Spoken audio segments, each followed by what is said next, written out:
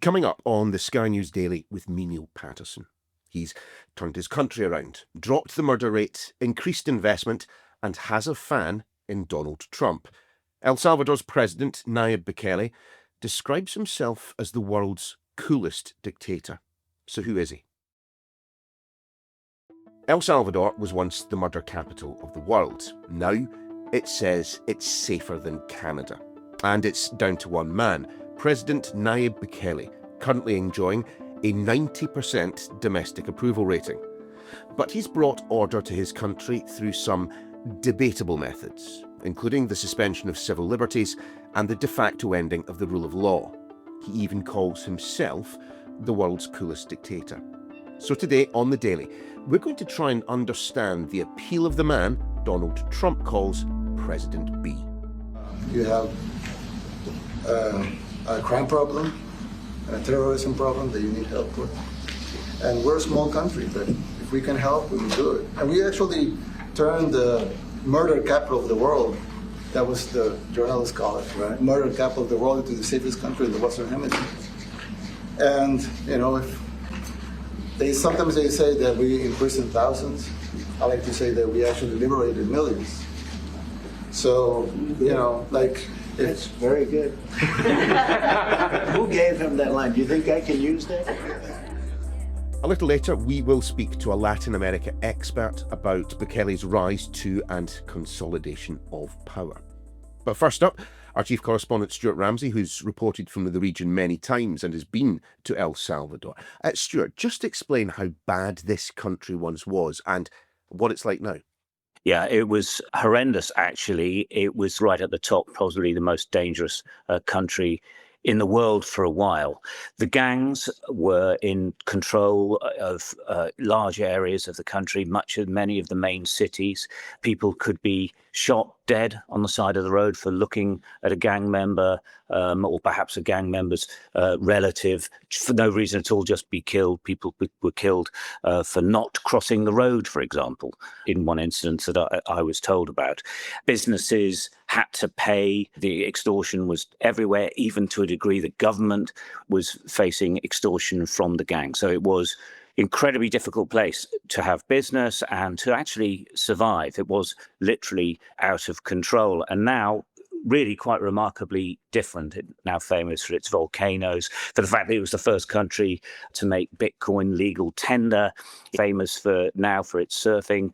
And it is an extremely beautiful place, and it's trying to reinvent itself. And the president is leading the way in doing that as a place that people can go on holiday to and can do business. And as a result, the president is incredibly popular because so many gang members have literally been rounded up and put in prison. So the change is quite remarkable, so much so that many other leaders in Latin America who face problems with gangs are looking towards El Salvador and the actions of the president and are saying, well, perhaps we should do the same thing. So tell me a little bit more then about how this has been achieved, this complete reversal in fortunes for a country. And you can really, can't you, attribute it all to the president, to Nayib Bukele? How that was achieved is open to debate, but locally at least, the people believed that the president had done a deal with the gangs whereby they curtailed their obvious gangland activity, their violence, the fighting on the streets and the murders, in exchange for being allowed to do their business. Now, the president's office has always said that this is not true, but locally, people believe that that was the case. And I have to say that in other Latin American countries, they have done deals with the gangs in the past. It is not unusual. Basically, you keep to your line, you do your illegal business, but just let ordinary people live their ordinary lives. However, the gangs were restless and restive about how their operations were being affected. It wasn't the way they wanted it to be, and the violence began to appear again. And then it really spiked just after I had been there, going back into 2020. The president decided that enough was enough. If the gangs were threatening him or his people or the country anymore, he was simply going to stop it. And they brought in, basically, it's a sort of state of emergency. They call it the state of exception. And this allowed the security forces to literally lock up tens of thousands of people, pretty much without charge. They could arrest anyone on suspicion. They had a phone line that was put out for the general public to ring. I think it was 123. You got through, and you could say if you suspected a neighbor or someone was a gang member. And the police and the security forces would act on it. A prison that had been built for 10,000 people, within a year had 30,000 people in it. He built another, basically, center for terrorism. That can take 40,000 people. It said like 1 in 57 El Salvadorians are in prison now. Many have not been charged. They're just literally locked up on suspicion, which of course is suspicion of being gang members. Now, of course, human rights activists, lawyers across the world, but certainly across the country itself, are saying that this is just plain wrong, but it has dramatically changed lives for everyone there. But for this to happen, for due process, for the rule of law to be abandoned in the way in which it clearly has, for tens of thousands of people to be put in prison on trumped-up charges or even without charge, I mean, he must have had the judiciary on side for this. Basically, him and his party, which was a new party, worked their way into the entire system, every element of the country, including the judiciary. And if judges weren't prepared to go along with the position that the government was telling them they had to, then they would be removed. And that was a fairly sustained campaign. So much so now that critics say that effectively this is a dictatorship. He could call himself the world's coolest dictator once, but it is a dictatorship with one party that effectively runs everything and a judiciary that is appointed by them and therefore will do as they want. So it was a complete takeover of the system. And of course, one of the concerns for the future is when this goes, what will happen, what other party will be able to come up and perhaps come up with an alternative plan. At this stage, I have to say that nobody in the country would want that to happen. But he says he won't run for a third term, so there are going to have to be some changes in the future. But as it stands, he has total control of the country. He has total control of the military, control of the police, and control of the judiciary. So he can do pretty much anything he wants. And yet, despite the authoritarian nature of Bukele's regime, he remains hugely popular, 90% popularity ratings, which suggests either El Salvador was absolutely horrific before he came in, or perhaps that the polling might be wrong, that in an authoritarian state, you don't generally tend to speak out against El Presidente. No, and that's one thing. I think one of the polls that has been put out is while people, 90-odd%, as you say, are supportive of him, I think the figure here is something like 60-odd% of the country have said that they worry about freedom of speech. Would they ever be able to speak out? So even though they are hugely supportive, people are actually savvy enough to realize that under these conditions, under these circumstances, that it would be difficult to stand up and say, okay, enough's enough. And so if you have peace, but you have no prosperity, and I have to say that the country is still extremely poor, a number of reasons for that, not least because so much money is being spent on security. It's an absolutely enormous amount of being spent on security. But eventually people will start saying, well, hold on a second, this is all very well and good, but our country's poor and we need to do better.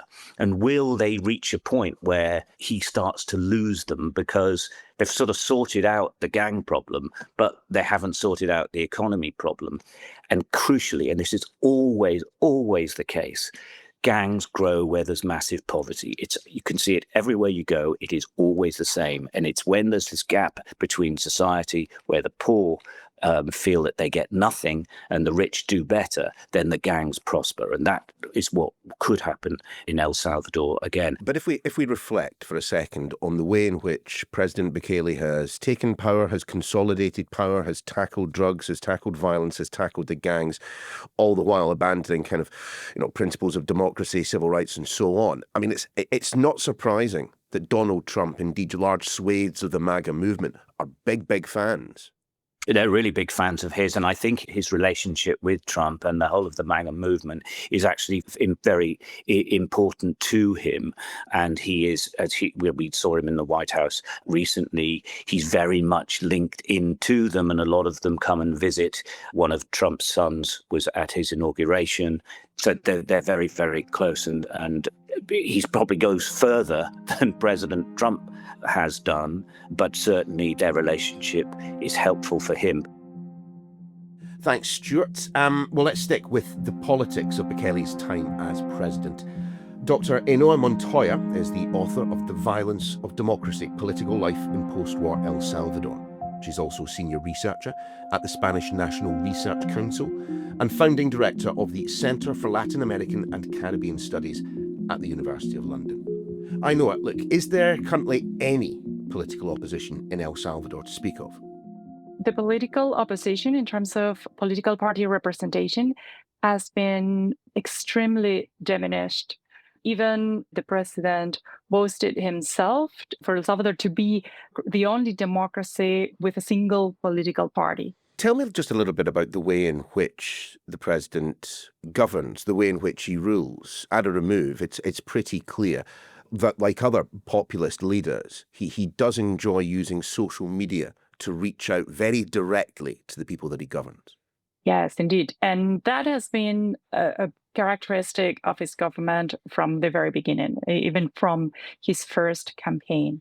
And that has set him apart from the rest of the political parties and political leaders. He has managed to build a social media machine that includes political influencers, bots, and that disseminates messages that support his image, that turn political adversaries into enemies. It sounds an awful lot like propaganda to me. Yeah, it is definitely propaganda. He is also somebody who is very carefully putting forth an image of who he is, of what the government does, of what he has achieved. He has a background in marketing and public relations. One of the hallmarks of his government has been to develop a political communication that allows to create a regime of truth, that allows to tell a tale of what his government is and does. And creating these messages, antagonistic messages that portray anyone who is opposed to him as an enemy of the nation and someone to be persecuted and eradicated. I don't know if I'm wrong here, but I keep detecting parallels with other populist movements, most particularly, in fact, that of the MAGA movement in America. And much like those who surround Donald Trump, despite the fact the United States is a secular country, despite the fact that El Salvador is a secular country, the president does tend to lean into religion an awful lot. And I'm just wondering why. He has done that in a very strategic manner. I mean, on the one hand, we have to consider that El Salvador, despite being a secular country, has large portions of religious populations. His using of religious symbolic elements is a means to reaching out to some of those sectors. It's also a way of placing himself aside from the rest of society, but also the rest of the political class. Basically, it allows him to build himself as a messianic figure, almost a savior of the nation, someone designated by God to save the nation from the threat that had been posed by previous political parties. I know his tongue was in his cheek when he described himself as the world's coolest dictator. But there is an authoritarian element to the way in which he's come to power, the way in which he's exercised that power, and the way in which he is holding on to that power. So is he a dictator? That's a difficult question to answer. On the one hand, he has been elected, and he has been elected by a majority, and no one has questioned that. But it is true that in the second election, the one that was held in 2024, he was reelected unconstitutionally, and he was reelected in the context of a state of emergency. So in the context of the suspension of basic rights, basic constitutional rights. This is key to understanding what we are facing here. He is definitely an authoritarian leader.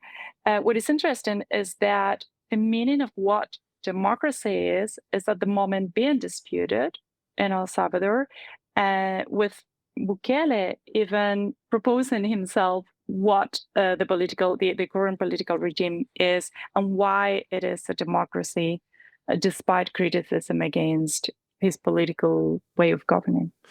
And of course, there must be other leaders in the region looking at the changes that have been made, looking at the manner in which those changes have been made, who are starting to think whether or not Bukeleism, as I think some people are calling it, could be applicable in other nations. Yeah, he has generated a lot of interest because of his success in reducing homicide rates, even though this was done at a high cost.